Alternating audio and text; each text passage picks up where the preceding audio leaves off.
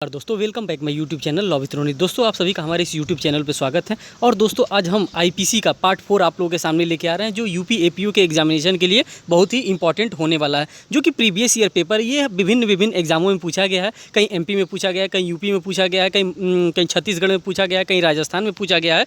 यहीं पे सारे क्वेश्चन को मैं एक जगह आप लोगों के सामने लेके आ रहा हूँ। तो दोस्तों हम पार्ट फर्स्ट और पार्ट सेकंड में और पार्ट थर्ड में मैंने क्वेश्चन नंबर 85 तक करा लिया। ये जो आज है मेरा ये पार्ट 4 है। इसमें मैं 85 क्वेश्चन के बाद से मैं आप लोगों को कराने वाला हूँ। ठीक, तो जो 85 नंबर के क्वेश्चन के बाद से मैं कराने वाला हूँ वही क्वेश्चन मैं आप लोगों के सामने लेकर के आ रहा हूँ। आप लोग 1 मिनट का हमको समय दीजिए। जी हाँ दोस्तों, आज हमारा 86 नंबर का क्वेश्चन है, मीन्स की 86 नंबर का। निम्नलिखित कथनों में से कौन सा एक कथन गलत है? ऑप्शन जो दिया है, ऑप्शन ए, एक नगर पालिका का कर्मचारी लोक सेवक नहीं है। ऑप्शन बी, एडवोकेट लोक सेवक नहीं है। ऑप्शन सी, किसी विवाद को निपटाने के लिए न्यायालय द्वारा नियुक्त 5 लोक सेवक हैं, पंच लोक सेवक हैं। ऑप्शन डी, दंडाधिकारी लोक सेवक है। तो यहाँ पे जो ऑप्शन हमारा दिया है, कौन सा कथन गलत है?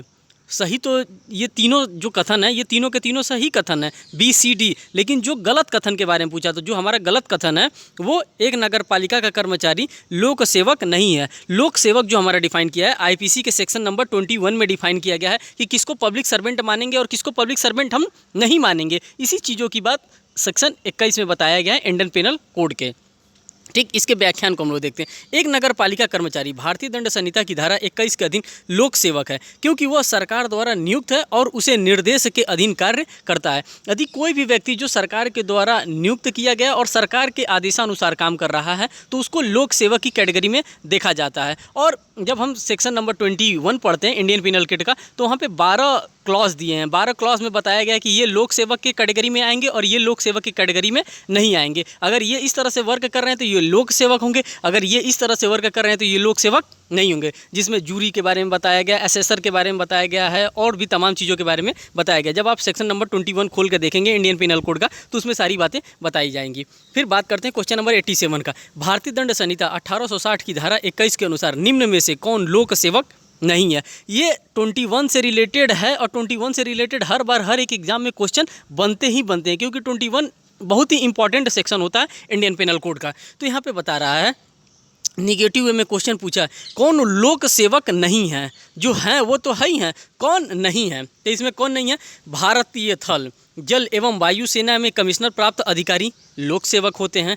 एक मध्यस्थ जिसको किसी न्यायालय द्वारा कोई विवाद निश्चित हेतु निर्दिष्ट किया हो। Option B. ऑप्शन सी, कोई जो व्यक्ति किसी ऐसे पद को धारण करता हो जिसके आधार पर वो किसी व्यक्ति को परिरोध में करने या रखने के लिए सशक्त हो। ऑप्शन डी, एक अधिवक्ता जो न्यायालय के सम्मुख विधि का व्याख्यान करता हो। तो यहाँ पे कौन नहीं है? एक जो अधिवक्ता होता है वो लोक सेवक नहीं होता है। वो प्राइवेट प्रैक्टिशनर हो सकता है, वो पीपी हो सकता है, एपीपी हो सकता है, लेकिन वो लोक सेवक नहीं हो सकता है। ऑप्शन डी जो है हमारा सही है। भारतीय दंड संहिता की धारा 21 के अधीन एक अधिवक्ता लोक सेवक की परिभाषा के अंतर्गत नहीं आता है। ये क्वेश्चन हर एक एग्जामों में पूछा जाता है। देखिए ये यूपी एचजेएस का क्वेश्चन है, जो कि बहुत ही इंपॉर्टेंट क्वेश्चन है। सोचिए इतने बड़े एग्जाम में ये इस टाइप का क्वेश्चन पूछा रहा है, तो हमारे छोटे एग्जाम में भी ये क्वेश्चन पूछे जा सकते हैं। यूपी एपीओ के एग्जाम में पूछे जा सकते हैं, एमपी एडीपीओ के एग्जाम में पूछे जा सकते हैं, पीसीएसजे के एग्जाम में पूछे जाते हैं। ये सारे क्वेश्चन पूछने वाले ही जो मैं आपको बता रहा हूँ यहाँ पे हैं।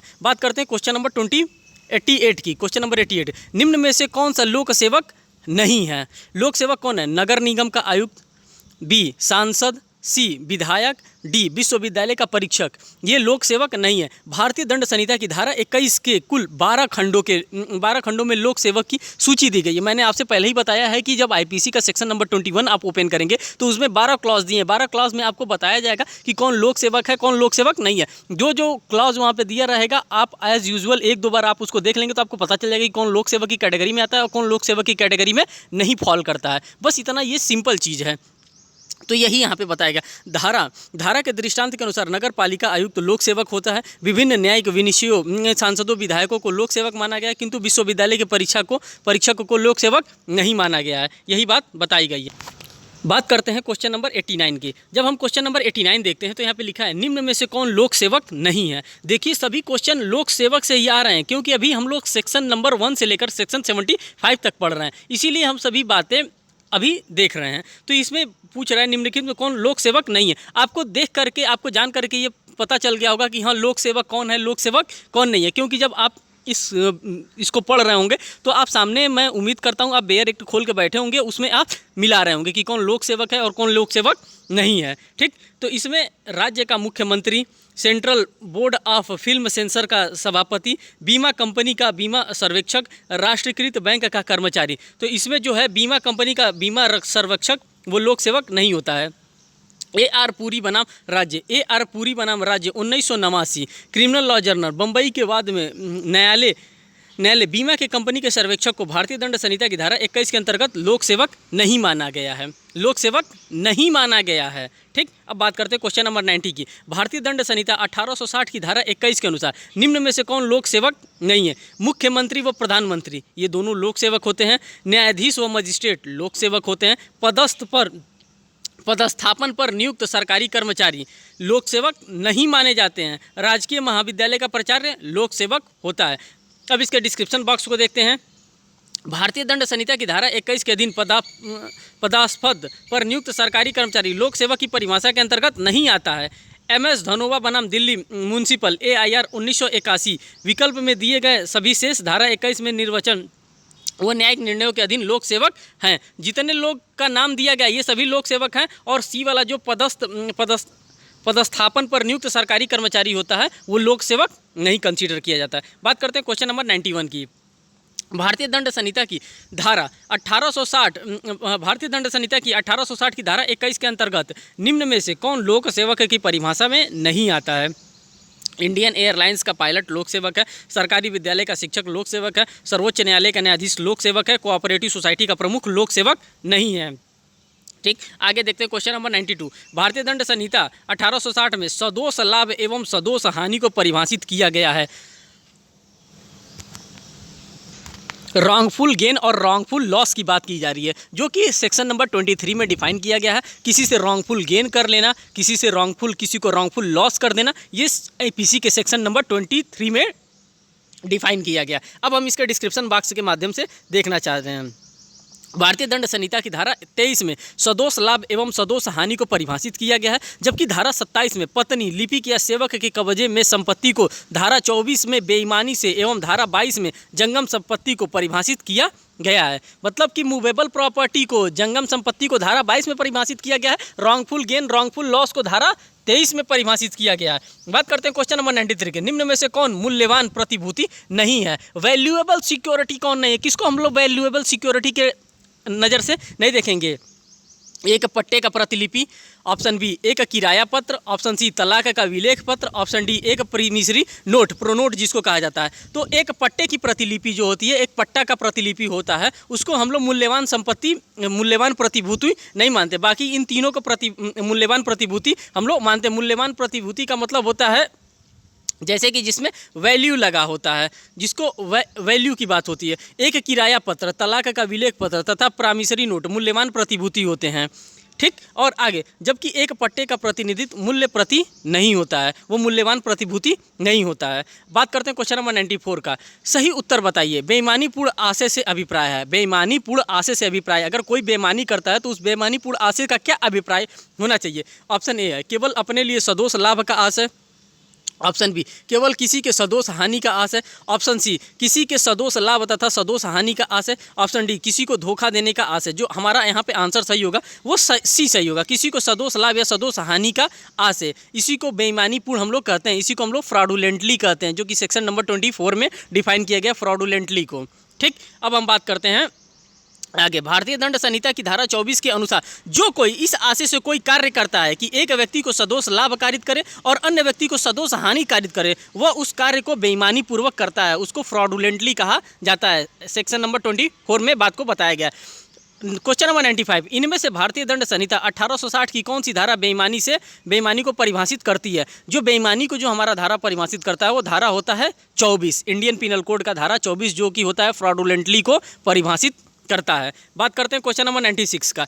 कपटपूर्ण को भारतीय दंड संहिता की किस धारा में परिभाषित किया गया है? किस धारा आशय से कपट करना है लेकिन अन्यथा नहीं ये के रूप में परिभाषित किया गया है। ऑप्शन दिया धारा 20, धारा 23, धारा 24, धारा 25। जो भारतीय दंड संहिता की धारा 25 के अनुसार कोई व्यक्ति किसी को कपटपूर्ण मीन्स की फ्रॉडुलेंटली डील करता है, फ्रॉडुलेंट यह कहा जाता है कि वह इस बात को कपट करने के आशय से करता है अन्यथा नहीं। जो बात बताई गई धारा 25 में बताई गई है। अब बात करते हैं क्वेश्चन नंबर 97 की। भारतीय उच्चतम न्यायालय के द्वारा बेईमानी से एक कपटपूर्ण के बीच एक स्पष्ट अंतर को संप्रेषित किया गया है। ऑप्शन ए नाथूलाल बनाम मध्य प्रदेश राज्य, option B Central Bank of India बनाम नारायण, ऑप्शन सी मुबारक अली बनाम बम्बई राज्य, ऑप्शन डी विमला देवी बनाम दिल्ली प्रशासन। यहाँ पे जो ऑप्शन होगा हमारा वो डी होगा। इसके डिस्क्रिप्शन बॉक्स से हम देखते हैं डॉक्टर विमला देवी बनाम दिल्ली प्रशासन 1962 के वाद में उच्चतम न्यायालय ने बेईमानी से एवं कपटपूर्ण जो भारतीय दंड संहिता की धारा 24 और 25 में प्रावधानित है का अर्थ बताकर दोनों के मध्य अंतर स्पष्ट किया। विमला देवी के केस के माध्यम से हम लोग सेक्शन 24 और सेक्शन 25 के बीच के डिफरेंस को समझ पाए हैं। इसके अतिरिक्त कूट रचना एवं मिथ्या दस्तावेज रचना जो भारतीय दंड संहिता की धारा 463 एवं 464 में उल्लंघित है का अर्थ बताकर दोनों के बीच अंतर को स्पष्ट किया गया है। क्वेश्चन नंबर 98 अब हम देखते हैं। भारतीय दंड संहिता के अंतर्गत यदि संपत्ति किसी के निमित्त उस व्यक्ति के कब्जे में है तब वह व्यक्ति के कब्जे में है कि पत्नी के, ऑप्शन बी के मित्र के पिता के, की माता के। तो यहाँ पे जो बताया गया 98 में कि पत्नी के, व्याख्यान से हमको पता चलेगा। भारतीय दंड संहिता की धारा 27 के अनुसार जबकि संपत्ति किसी व्यक्ति के लिए उस व्यक्ति की पत्नी, लिपिक या सेवक के कब्जे में है तब संपत्ति भारतीय दंड संहिता के अंतर्गत उस व्यक्ति के कब्जे में मानी जाएगी। यहाँ पे है क्वेश्चन जो सेक्शन नंबर 27 डिफाइन करता है। सेक्शन नंबर 27 में बताया गया है property possession in wife, clerk and servant की बात की जाती है। अगर वाइफ के कब्जे में है, क्लर्क के कब्जे में है और सर्वेंट के कब्जे में है तो ये माना जाएगा कि वो प्रॉपर्टी उसी व्यक्ति के कब्जे में है। ठीक, अब हम बात करते हैं क्वेश्चन नंबर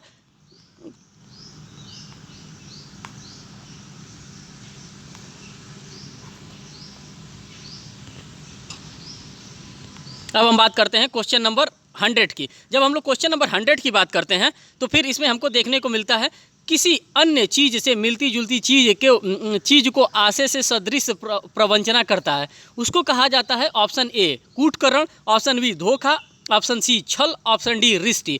तो जो किसी चीज़ से मिलता जुलता बनता है उसको हम लोग कूटकरण कहते हैं। उसी से मिलता जुलता, हू बहू उससे मिलता जुलता हो, जिसको हम लोग काउंटरफेट अंग्रेजी में कहते हैं, काउंटरफीट जो होता है। भारतीय दंड संहिता की धारा 28 के अनुसार जो व्यक्ति एक चीज़ को दूसरे चीज़ के सदृश इस आशय से करता है कि वह उस सदृश के प्रवंचना करने या यह संभाव्य जानते हुए करता है कि तत् द्वारा की प्रवंचना की जाएगी वह कपटपूर्ण करता है कहा जाएगा, वो काउंटरफेट करता है, ये समझा जाएगा। अब हम जो नेक्स्ट क्वेश्चन देखने जा रहे हैं 100 तक हमारा हो गया। अब हम नेक्स्ट क्वेश्चन देख रहे हैं 101 नंबर का क्वेश्चन देख रहे हैं। भारतीय दंड संहिता 1860 की, भारतीय दंड संहिता 1860 की निम्न किस धारा में कार्य शब्द को परिभाषित किया गया है? कार्य को, एक्ट को परिभाषित किया है। यहाँ पे एक्ट की बात की जाती है तो एक्ट हमारे पास दो होता है, एक एक्ट ओमिशन होता है, एक इलीगल ओमिशन होता है। मतलब एक्ट को ही परिभाषित किया गया है, एक को 32 में परिभाषित किया गया है, एक को 33 में परिभाषित किया गया है। तो जो हम 33 की बात करते हैं, भारतीय दंड संहिता की धारा 33 में कार्य और लोप शब्द को परिभाषित किया है। मैंने आपको बताया है एक्ट ओमिशन और इलीगल ओमिशन की बात की जाती है, कहीं कार्य के द्वारा लोप करके, कहीं ओमिशन के द्वारा गलती करके। इसके अनुसार कार्य शब्द के कार्यावली में घोतक उसी प्रकार है जिस प्रकार एक कार्य का लोप शब्द लोपावली का घोतक उसी प्रकार है जिस प्रकार एक लोप का होता है। ठीक, बात करते हैं क्वेश्चन नंबर 102। भारतीय दंड संहिता के प्रयोजन इस संहिता में किए गए कार्य को निर्दिष्ट करने वाले शब्द ऑप्शन ए से आशय केवल स्वेच्छापूर्ण किए गए कार्य से है, ऑप्शन बी से आशय सभी प्रकार के लोप से है, ऑप्शन सी का विस्तार स्वेच्छा कार्य एवं स्वेच्छा लोप तक है, ऑप्शन डी उपरोक्त में से कोई नहीं। ऑप्शन जो सी है हमारा वो सही आंसर होगा। इसके डिस्क्रिप्शन बॉक्स से देखते हैं। भारतीय दंड संहिता की धारा 32 के अनुसार इस संहिता में किए गए कार्यों का निर्देशन वाले शब्द का विस्तार स्वेच्छा कार्य और स्वेच्छा लोप तक है, जो स्वेच्छा कार्य और स्वेच्छा लोभ तक इसके बारे में बताया गया। अब बात करते हैं क्वेश्चन नंबर 103 की। सामान्य आशय से संबंधित प्रावधान आईपीसी के किस धारा में बताया गया है? जो हमारा बताया गया है कॉमन इंटेंशन की बात की जाती है। जो कॉमन इंटेंशन होता है, जो हमारा सेक्शन नंबर 21 है, ठीक, इंपॉर्टेंट सेक्शन की मैं बात करता हूँ। आईपीसी का सेक्शन नंबर 21 है जिसमें पब्लिक सर्वेंट को डिफाइन किया गया। सेक्शन 34 है जिसमें कॉमन इंटेंशन की बात की जाती है। ये दोनों सेक्शन इतना इंपॉर्टेंट है, इसमें से एक बार में बने तो 10-15 क्वेश्चन इन दोनों सेक्शन से बन सकता है, ठीक। अब हम इसमें कॉमन इंटेंशन को हम देखते हैं। कॉमन इंटेंशन वाले सेक्शन में क्या बताएगा? सामान्य आशय से संबंधित प्रावधान, जो कॉमन इंटेंशन से रिलेटेड जो भी प्रावधान है वो किस सेक्शन में डिफाइन किए गए? तो वो नॉर्मली हमारे सेक्शन नंबर 34 में डिफाइन किए गए हैं। सामान्य आशय से संबंधित प्रावधान भारतीय दंड संहिता की धारा 34 में दिए गए। धारा 149 में सामान्य उद्देश्य जिसको इसमें कॉमन इंटेंशन होता है और उसमें कॉमन ऑब्जेक्ट होता है। जो 149 में होता है वो कॉमन ऑब्जेक्ट के बारे में बताता है, ठीक। 149 का सामान्य उद्देश्य द्वारा धारा 297 में कब्रिस्तानों आदि में अतिचार एवं धारा 316 में किसी सजात शिशु की मृत्यु कारित करने से संबंधित प्रावधान समाहित है। सेक्शन 34 जो है हमारा इंपॉर्टेंट है हर दृष्टिकोण से। बात करते हैं क्वेश्चन नंबर 104 में। धारा 34 भारतीय दंड संहिता में प्रयुक्त वाक्यांश सभी के सामान्य आशय के अग्रसर है।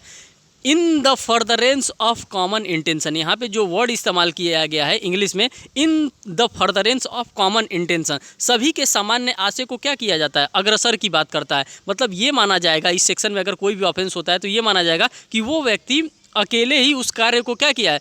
कंप्लीट किया है, उसको एग्जीक्यूट किया है। जो ऑप्शन ए है हमारा, प्रारंभ से ही वहाँ है। 1870 में संशोधन अधिनियम द्वारा जोड़ा गया, वहाँ है या नहीं? 1886 के संशोधन अधिनियम द्वारा जोड़ा गया। तो ये जो हमारा ऑप्शन बी है यही सही है। भारतीय दंड संहिता की धारा 34 में प्रयुक्त वाक्यांश सभी के सामान्य आशय को अग्रसर में 1870 में संशोधन अधिनियम द्वारा इसको जोड़ा गया। बात करते हैं क्वेश्चन नंबर 105 की। भारतीय दंड संहिता में कौन से प्रावधान संयुक्त दायित्व से संबंधित हैं? संयुक्त दायित्व से संबंधित हैं। जो संयुक्त दायित्व से संबंधित हैं हमारे ऑप्शन ए है section 34, option B 35, option C 149। उपर्युक्त सभी धाराएं जो सामान्य आशय से संबंधित हैं, सामान्य दायित्व से संबंधित है, वो तीनों धाराएं संबंधित है। धारा 34 भी है, धारा 149 भी है और धारा 35 भी है इंडियन पिनल कोड का। इसका व्याख्यान हम देखते हैं। भारतीय दंड संहिता की धारा 34, 35 एवं 149 सभी दायित्व संबंधी से संबंधित है, दायित्व से संबंधित है। धारा 34 में उल्लिखित सामान्य आशय को अग्रसर करने में कोई व्यक्ति द्वारा किए गए कार्य, धारा 35 में वर्णित आपराधिक आशय या ज्ञान से किया गया कार्य तथा धारा 149 में वर्णित विधि विरुद्ध जमाव के प्रत्येक सदस्य द्वारा सामान्य उद्देश्य को अग्रसर करने में किया गया कार्य, उक्त सभी धाराएं संयुक्त आपराधिक दायित्व से संबंधित है, ठीक। बात करते हैं क्वेश्चन नंबर 106 की। निम्न में से कौन सा कथन सही नहीं है? निम्न में से कौन सा कथन सही नहीं है? ऑप्शन ए, कई व्यक्तियों द्वारा सबके सामान्य आशय के अग्रसर में किए गए आपराधिक कार्य में हर व्यक्ति उस कार्य के लिए दायित्वधीन होगा। ऑप्शन बी, कई व्यक्तियों द्वारा किए गए कार्य जो आपराधिक ज्ञान या आशय से किए जाने के कारण ही आपराधिक है, में सम्मिलित सभी व्यक्ति उस ज्ञान या आशय का विचार किए बिना उस कार्य के लिए दायित्वधीन होंगे। ऑप्शन सी, कई कार्यों द्वारा किए गए एक अपराध में वे सभी व्यक्ति जो उन कार्यों में से कोई एक कार्य करके उस अपराध में साथ सहयोग करते हैं, वे उस अपराध के लिए दायित्वधीन होंगे। ऑप्शन डी, कई व्यक्तियों द्वारा किए गए अपराध कार्य में संपृक्त सभी व्यक्ति उस कार्य के अपराध आधार पर विभिन्न अपराधों के लिए दायित्वधीन हो सकते हैं। जो हमारा ऑप्शन सही है वो हमारा ऑप्शन बी सही है, ठीक। बी इसलिए सही है, कई व्यक्तियों द्वारा किए गए कार्य, जो कई व्यक्तियों, जब कॉमन इंटेंशन होता है तो उसमें मोर देन 1 लोगों की आवश्यकता होती है। एक से अधिक जहाँ लोग होते हैं उसमें मान लिया जाता है ये कॉमन इंटेंशन के द्वारा अगर उस 34 में फॉल करता है तो इसमें माना जाता है कि एक से ज़्यादा व्यक्ति के द्वारा ये कार्य किया गया है। तो ऑप्शन बी में बताया जा रहा है कई व्यक्तियों द्वारा किए गए कार्य जो आपराधिक ज्ञान या आशय से किए जाने के कारण ही आपराधिक है। उनको नॉलेज था उस बात का कि वो जो कार्य कर रहे हैं वो आपराधिक, वो क्रिमिनल वर्क कर रहे हैं, में सम्मिलित सभी व्यक्ति, जितने भी व्यक्ति उसमें शामिल हैं, उस ज्ञान या आशय का विचार किए बिना उस कार्य के लिए दायित्वधीन होंगे। उसमें ये नहीं कहा जाएगा कि मैंने तो सिर्फ गेट पे ही रखवाली किया था। जैसे इसमें एक रिलेटेड केस लॉ आता है, Varendra Kumar Ghosh versus king emperor का केस आता है। उस केस में ये बताया गया है कि 3-4 लोग मिल करके एक पोस्ट ऑफिस में डकैती डालने जाते हैं। जब डकैती डालने जाते हैं तो वहाँ पे 2 लोग अंदर घुस जाते हैं। एक लोग पोस्ट मास्टर के कनपट्टी पे बंदूक लगाकर उससे